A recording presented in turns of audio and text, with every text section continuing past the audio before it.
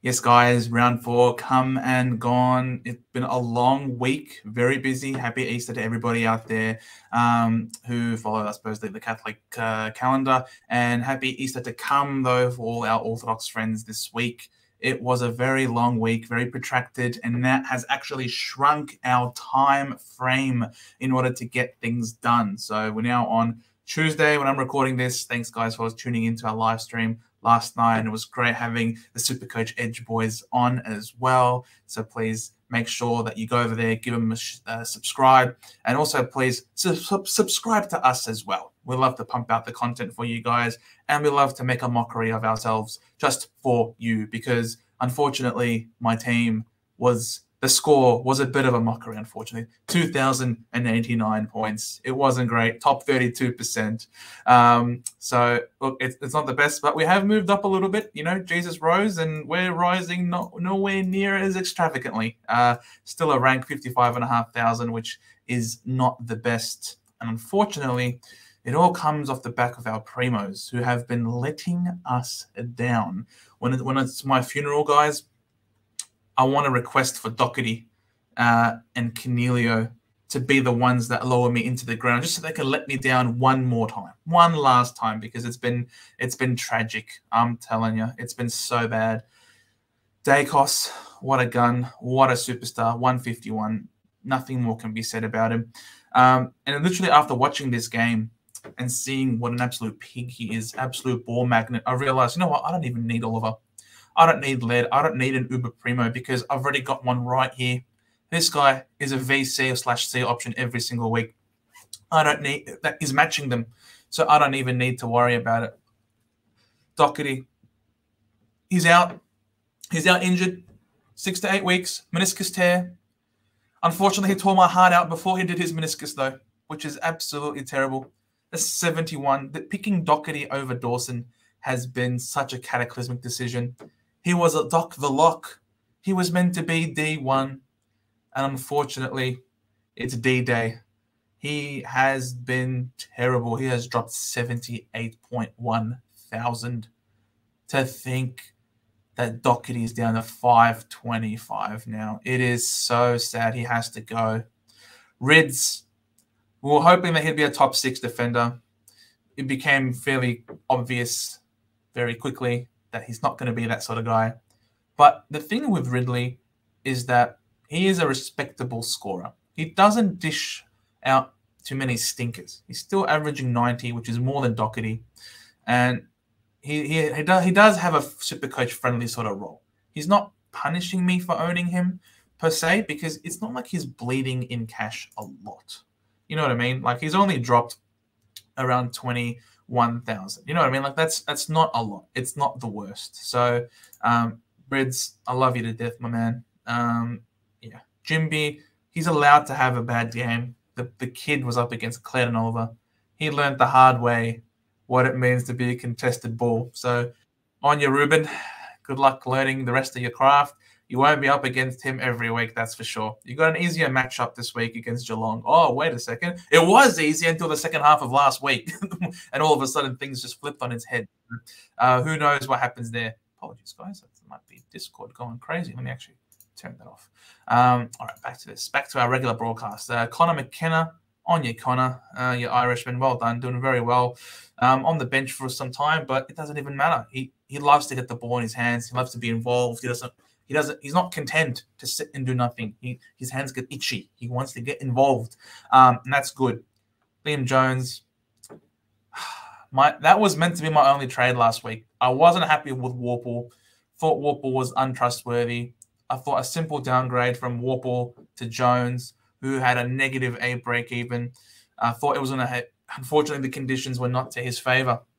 The conditions were shite. And Richmond don't know how to kick the ball anyway. So there was no clean drop punts at all. Very hard to intercept. And with the wet, it was very difficult. His cash gen is going to be completely stifled. I mean, you look at his break even, it's 36 now. Yeah, it's not looking too great. But he's playing on a smaller ground this week at Adelaide Oval. Hopefully that means that he can get some more intercepts, or I might just move him on. I'm not a big fan of having Jones on field. I'd much rather Cowan. or Wilmot. Both the same but different, basically. It's yeah, brothers in arms. These guys, brothers in arms. I was really excited for Cowan to get 50 points as well. For all the people that rolled the dice on Cowan, well, congratulations, you got your 1 extra point. But yeah, it's very interesting. This kid is so consistent. My word, he will get 51s until the cows come home. But yeah, very impressive. Like 3 weeks in a row. This guy is the epitome of consistency, which is very impressive. The Bontempelli, 122 captain. Look, I would normally take that. I'm not a greedy person by nature, believe me. A 122, and this could have been so much more. This could have been... Bevo, what are you doing, man? Like, why would you park this guy in the forward line? You almost lost the game. I almost wish they did lose the game. I did tip Richmond, but I really hope they would have lost the game just so that Bevo can get sacked, because this is ridiculous. How can you do this to Bont? Bont was on fire. He was on track for easily 150, I reckon. It is what it is. Green, 99. Look, he was up against a gun midfield. Look, Green's doing all right. I can't complain with Green for his price point. You know, we're hoping him that he would be a keeper, and he hasn't really been dishing up any stinkers per se. You know what I mean? Like he's had some consistency. 130, 400, 600. But I don't like it how every single week is downward trajectory. That's not a good sign. But I don't think it's something to do with him. I think it's just GWS in general, because this. I want to say something about the Stephen Cornelio, this stupid rabbit, Cornelio. Oh my God, he is killing me. This has been so devastating. He's getting the ball. He's getting the ball, but he's doing nothing with it. And this is with a goal. I'm actually so close to staying. Stuff for you, Cornelio. I'm so close to telling him, ciao, on your way, bro. Never again. It has been so bad. He is just tanking in price as well. And more importantly, I don't care about the price. If I'm picking a primo that I'm going to hold because they're top 6, I don't really care about the price. I care more about their performance. And his performances have been shite. Errol Goulden, well done, 102 in a loss. He's given me a lot more than what Cogs is giving me. Set a goat, 87. Love this guy. He's giving me more than what Cogs is giving me. You know what I mean? Like, if Cogs people are saying he's going to be a forward keeper, what about Setters, bro? Huh? Unfortunately, Setters is not going to get forward status. That's the only thing Cornelio has going for him, the forward status. Otherwise, he's a pisser off and never again. Hopper, 75. He started like a house on fire. We're really excited. Just fell apart, fell down. Very sad. I didn't see a lot that was really pleasing in the first game, and it just seems like those concerns are still there. He's not as reliable as you said, Goats. And then again, who is Ashcroft, 75. This should have been more. Bloody Nick Dacos absolutely milked the P155 out of that free kick. That push could not have deviated a butterfly from its trajectory, from its path. You got to push that. Ashcroft would have pushed the butterfly, and it still would have kept going like no one didn't even know about him, and he just falls over and just gets. Oh, that was so bad. Poor Ashcroft. Look, but everybody owns him. No big deal. Cam McKenzie, man, the Hawks. I can't trust Sam Mitchell as far as I can throw him. That's why I didn't pick Will Day. They just keep stuffing around with people's roles. Unfortunately, Cam McKenzie, just his role is no bueno. There's something is not good. With what they're doing over there. You got to give this kid more opportunity. He's your future. He's an absolute jet. He's so much better than Warple. It's not even a comparison. Thankfully, Will Day is out. And hopefully that means McKenzie gets more center bounces. I don't know. I really hope that's the case. I don't want Warple to get all the CBAs. Oh, my God. If Warple, really well and truly restarts his cash gen, that would be absolutely devastating for me. Holland's a 52. The kid's a gun. Unfortunately, his scoring isn't matching his ability. He's being, I think, underscored, and all of this hard work that he does on the wing up and down, running all day, every day, unfortunately doesn't get him points. He might be close to going. Baker with a 47, he also might be close to going. But then again, he's still going to have a decent break even thanks to that massive score that he had last week, which is keeping him afloat, I guess. He's got a break even -15. Holland's break even just 19. No negative for Hollands. Yeah, Hollands is definitely closer to going than I thought. I was hoping to get more money out of Hollands, but it is what it is. Constable, he had a cracker game on the weekend in the VFL. So, and Gold Coast got pummeled. So hopefully that means he's back. And if he's back, that is excellent, excellent news, because then we can finally make some money on him with a break of -52. You love what you saw. He had like 31 disposals. They didn't ask. Grundy is a new one. Yes, I didn't have Grundy in my last team review, and I was not going to have Grundy. This here was Whittler. This was Jared Witts, the pencil, the captain of the Gold Coast Suns, the sore captain of the Gold Coast Suns. What are you doing, Witts? How can you be a late out with general soreness when you are the captain of your side? Oh, my God. It was so tragic. It was so bad. And why was this not announced well and truly in advance when I could have gotten English? Huh? Why you wait for so late? I had no one to go. It was Copper 0 or go to Grundy. And I went to Grundy and I made him my captain. I just thought, stuff this. The universe is conspiring against me. I'm gonna fight this out. I'm gonna do it my way. Huh? I did it my way. And I said, stuff you. If you don't have Grundy, what have you got? That's it. I've gone Grundy. I'm going to go all the way. Go hard or go home. And he did very well for me. 144. Should have been more. I don't know why he was on the bench for so long. I guess the game was over. Thankfully, they didn't sub him out. Thankfully, they didn't do what Ross Lyon did with Marshall. Oh, my God. And also, thankfully, he got scaled up. He was subbed off at 90. And the points just kept going up and up and up, thankfully. But my word, it was Ross Lyon, what a troll. Madden's still there. Dunks, 84. Look, to be completely honest, I've sort of accepted that this Dunkley that we're getting now at the Brisbane Lions just isn't that guy. He's not that guy that's going to go crazy. It might be the different game style that the Brisbane Lions are playing. But, yeah, I can never VC him or see him. It is what it is. He's just a role player now in this side. A keeper, of course, nonetheless. But, yeah, he's not going to be in any sort of – he's not going to be highlighted in blue or yellow, that's for sure. Timmy T, great comeback. He was on a very terrible score at quarter time. Well done. He's like a fish in water when it's wet, because everyone drops down to his disposal level in terms of their ability to kick. He's such a butcher. He's such a hack. He loves it when it's wet because everybody fumbles and repeat stoppages, and he's a contested ball. So well done, Timmy T. Connor Rosie, 84.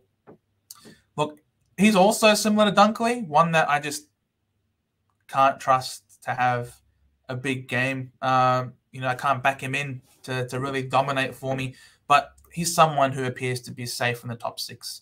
Zeeble, this is actually a great performance for Jay-Z. The Z-Gull, he had to play very accountable. He gave away a very soft free kick that led to a 50-meter penalty. Look, I think this is great. I think this is a great sign for Zeeble, and he's, in my eyes, definitely a keeper moving forward. Very reliable, 98.8 average. Sheasel, my word.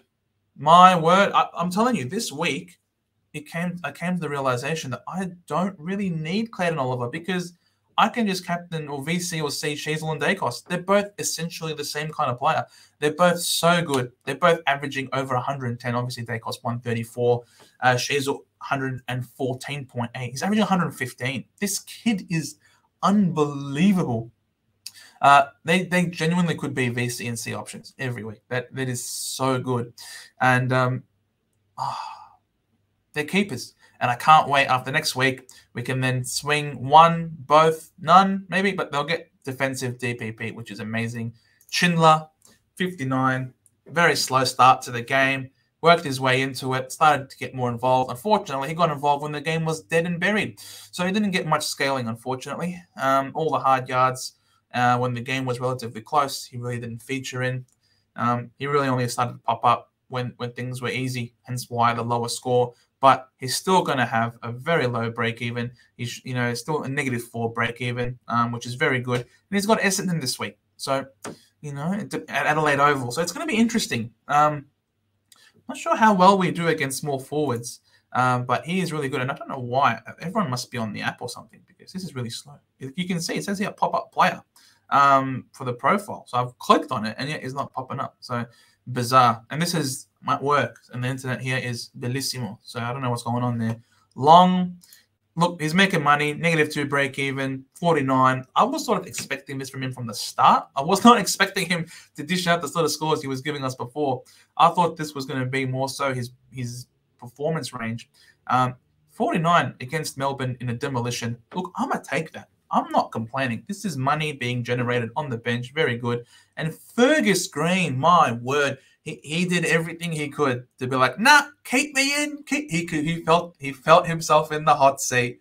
He knew he was gonna go. He saw Van Ruin round the corner, and he was like, no, I must stay, and stay he shall. 73 points. Well done to you, Fergus. In what was an absolute demolition after halftime, you got a net break even of -15. There's no way I can trade you out now. Much too soon, son. Much too soon. If anything, Hollands now is ahead of you on the chopping block. Well done. That is very impressive. And that was my team. It wasn't great. I only had, and look at how many people turned up for me this week. 1, 2, 3, 4, 5, 6. I literally only had 6 players turn up for me. That is so few.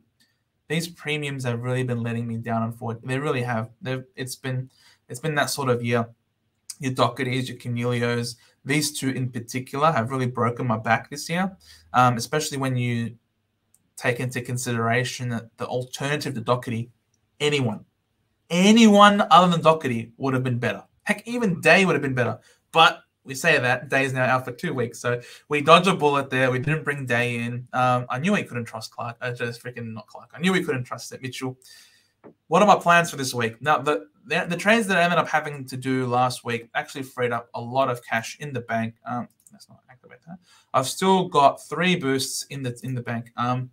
Don't want to use too many. We're getting really close to upgrade season. But Doherty has to go. He's out for 6 to 8. I wish they told us this earlier. I would have traded him out last week. I was so close. I'm not even joking. I am not even joking. I was so close last week to just doing Doherty to Sard, because I was seeing Sard's performances and I'm like, this guy's top 6. This dude is doing so well. And you look at the numbers without Williams, the average is like 110 to 115. Like, it's really impressive. I thought, the way defenders are scoring, this guy is top 6 and he's only on the way up. So might as well get him in. And my word, I was inconsolable at halftime.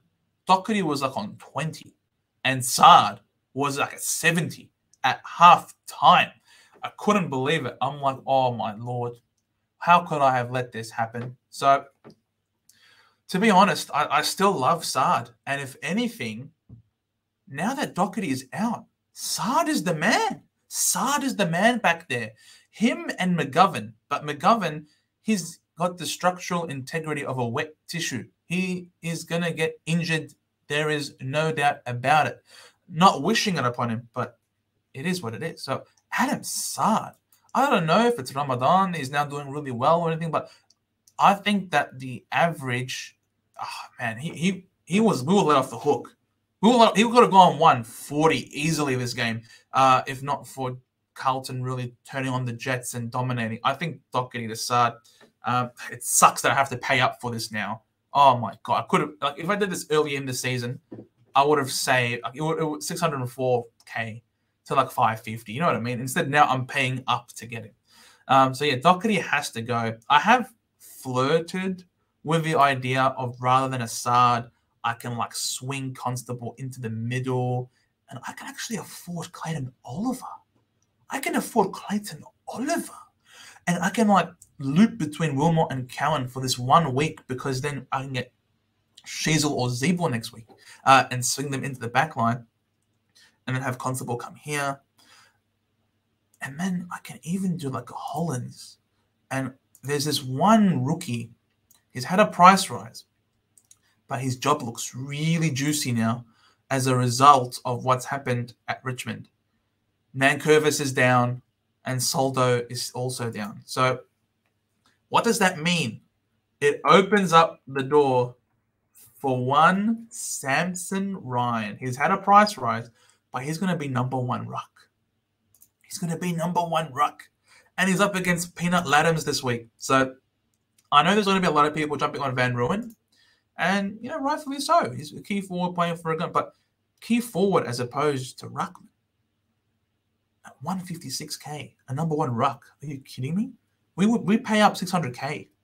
We pay up 700K in some circumstances for a number one ruck. Imagine paying 156.5K for that. Insane. Very nice.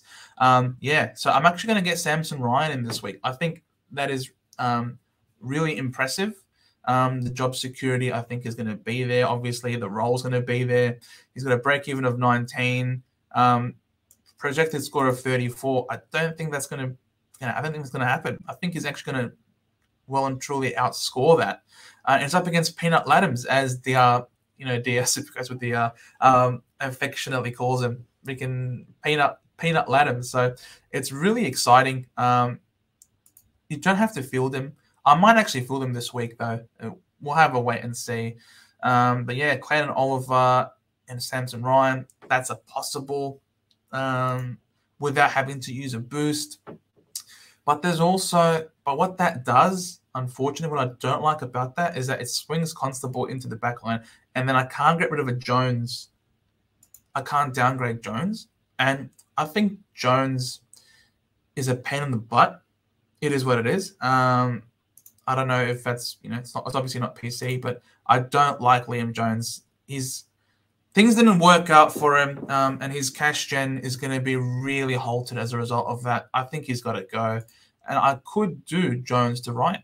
I could end up doing that. Yes, I'm swinging Constable into the back line for now by doing that. But I don't think that's a big deal because I only have 1 week to survive this D6 weakness, because then one of these boys can then swing back. So Jones can go for Ryan. I've got money now to I've always had the money to do. It could be even a Dawson. It could be a Dawson. Dawson, who obviously had an insanely good performance, but then again, he's not going to have that sort of game every week. He was up against Fremantle, who, let's be real, I'm sorry, Freo Tragic, your team appears to be destined for bottom 4. The performance is so bad. They are missing so much. They don't even look remotely likely. It's so bad. Dawson to halftime at 100% disposal efficiency. Ridiculous. How does a midfielder have 100% disposal efficiency? Just goes to show there was no pressure. There was no effort, no will, no desire. It was so bad. Dawson's not going to get that again, especially this week. He's got Carlton this week, and I wouldn't be surprised if they send Hewitt to him because he's playing more in the midfield now. Does that mean that they send him, if he gets tagged, they send him to half back? That could really kill Michelini's scoring. So I wouldn't be jumping on Michelini now at this point either. So it could be a Dawson, or if it's not a Dawson, it could be a Sard. I'm open to suggestions, guys. I really am open to suggestions from anybody out there. I could even activate a boost. Use my third one. We get down to 2 only. It's not, it's not ideal, but I can then also get rid of Ridley, who we got Melbourne this week. Could do okay, I guess.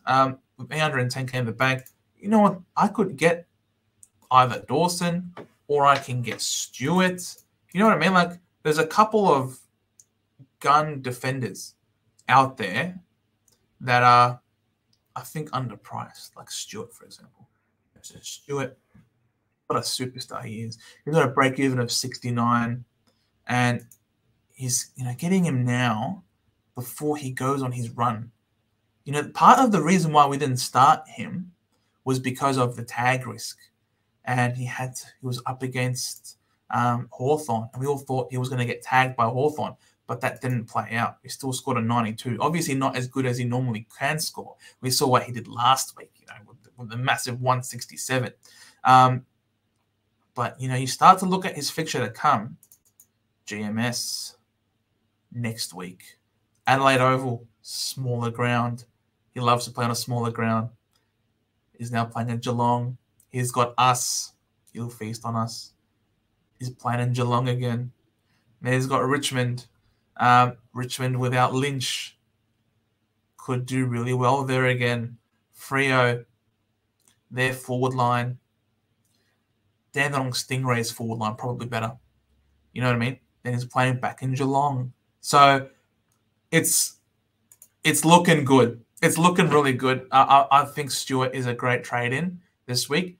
Could be a Sard, could be a Dawson, but if you look at what I've got left, I've got 237k in the bank. You know what I mean? It's it just opens up still my ability to trade and upgrade next week. I can still one up, one down mostly anyone that I want. Given that Carlton play first, we'll obviously put the emergency on Cowan. Holland still has a bit of cash to make. Smaller ground, he might get more involved in a smaller ground playing against Adelaide in Adelaide Oval. So I'm willing to hold on to Hollands for another week. Hopefully he can kickstart his cash gen. So, you end up in a situation where the backline automatically starts to look really good. And yes, I know I don't have Dawson, but I can get him. I don't think Dawson is going to keep rocketing out of price to get out of reach. I don't think that's going to happen. I certainly think that he will be attainable at some point. He just needs one stinker. That's the case with all the defenders. They just need a stinker, and they can be traded in. Now remember, we've already got Zeeble and Sheasel. These are two guys who could sit in here. But to be honest, I might not even do that because I've still got my eye on Dawson. I've still got my eye on Sicily, and I still have my eye on Sinclair or a Luke Ryan. Half the back line is full with three guys who I think are going to be guaranteed top six. And then these three can become those three defenders. And Sicily is still dropping in price. He had a very poor game this week. He only, what did he end up scoring? He scored 76 this week. He is absolutely plummeting in price. If we keep going down, thanks to Supercoach Gold, you look at what he's got to come, 24K and 24K. He's going to be dropping. He could drop to 530K. 530K. That is so good with these really high break even. So I'm happy to wait on Sicily to come down a bit more without shitting the bed. But we can get him for cheaper. Dawson, I don't think Dawson is ever going to be really out of reach. I think that was part of the reason why we didn't start too many defenders, 600k defenders in the backline, because they were so fairly priced already. You look at Dawson, he's 644, 661, 647, 633, 633, 630. He's going to be hovering around the 630 to 640 mark. He's never going to be really out of reach. And I think a guy like Sard, who is a little bit cheaper by about 30,000, I think he can match him from here on out. And cash is really important. As our good friend Ab say, no money, no honey. So, Setterfield is really close to going. As much as I love Setterfield, I really hope he has a great game against Melbourne. But I do have to leave money in the bank because unfortunately I do have Grundy. Now, Grundy's been a great investment, but I have to leave money in the bank because I'm going to have to trade him out really soon. The Melbourne team sheets injury report thing came out, and it's got Grundy as 1 to 2 weeks away. Gorn is 1 to 2 weeks away. So that means I'm going to have to move off of Grundy really soon. So I can't afford to completely empty out my bank. I'll also have to be really quick in getting Clayton Oliver in because Clayton Oliver, I'm still tempted to get him in this week. He's playing at Adelaide Oval against us, and he loves to play Adelaide Oval. This guy, maybe if it's just against Adelaide, he loves to double ton, but I'm really hoping that we do a good job this week defensively, as collectively as a midfield, win the ball a lot. Really hope Draper and Phillips can have a great tandem to limit the influence of Grundy. And then again, I have Grundy in my team. I want Grundy to do well. Don't get me wrong, but I just don't want Clayton Oliver to go bananas again. not having him is a bit, it's a bit scary still, and I do have to get him in really soon. I think Setterfield will be my way to get him. Looking to be next week, to be completely honest with you, because from next week on, I think Adelaide's run, I mean, even this week, Adelaide's run is really good with Essendon and Adelaide Oval. He's got Richmond, and he's got North. He starts to really kill it. Look at that. Gold Coast, Hawthorn, Port, again at Adelaide Oval, and then Freo. So his run is insane. He's an insanely good player. He doesn't really care about the run, who he's playing. He's just a contested beast. So I don't know. Let me know, guys, in the comments down below. What do you reckon I should do this week? I'm certainly open to suggestions. This isn't set in stone, of course, and using a third boost at this point in time is a little bit scary. So let me know, guys. What do you think? Do I just do, for example, a Doherty's to Oliver, banking on him to do really well? Because Doherty has to go. And I've got money in the bank. So it could just be a Doherty to Oliver. And then it could be a Hollands to a Samson Ryan. And then again, get the cash gen there with Samson Ryan's role, as well as getting M1 for the year. So let me know, guys, in the comments down below. This was my team. Thank you so much for watching. And remember, here at the Centre Bounce, we do the hard work so that you don't have to. Bye for now. Have a